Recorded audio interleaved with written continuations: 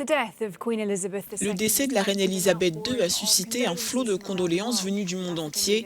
Les dirigeants africains ont partagé leurs souvenirs de ses fréquents voyages sur le continent au cours de ses 70 années de règne. Mais la mort de la monarque a également suscité des conversations franches sur le passé colonial en Afrique anglophone. Et avec moi maintenant pour en parler, Lauriane Wofokana, journaliste pour Africa News. Ravie de vous avoir avec nous aujourd'hui. Nous avons entendu des personnalités comme le président nigérian Muhammadu Buhari et le président kényan. Ils ont parlé d'elle comme d'une icône et ont envoyé leurs condoléances. Mais bien sûr, il y a tout un éventail de réactions et nous savons que les Africains ont également eu des conversations franches sur les atrocités commises pendant l'ère coloniale.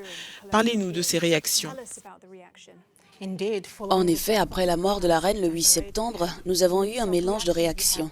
Nous avons eu beaucoup d'émotions différentes qui se sont exprimées, allant de l'indifférence au message des citoyens africains et de leurs dirigeants, qui ont envoyé leurs plus sincères condoléances, et à d'autres exprimant leur colère sur l'histoire coloniale avec le passé de la monarchie britannique. Parce que lorsque la reine Elisabeth II est montée sur le trône, elle a hérité de millions de sujets dont beaucoup ne voulaient pas faire partie de cet empire.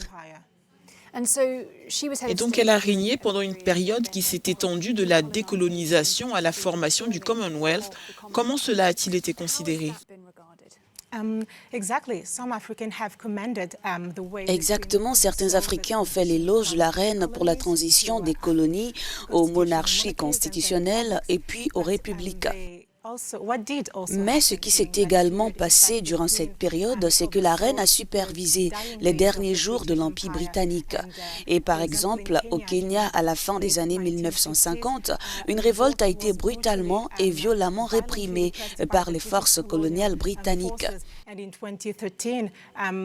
Et en 2013, les survivants de cette révolte Mau Mau avaient obtenu du gouvernement britannique une compensation puisque le gouvernement représentait Sa Majesté.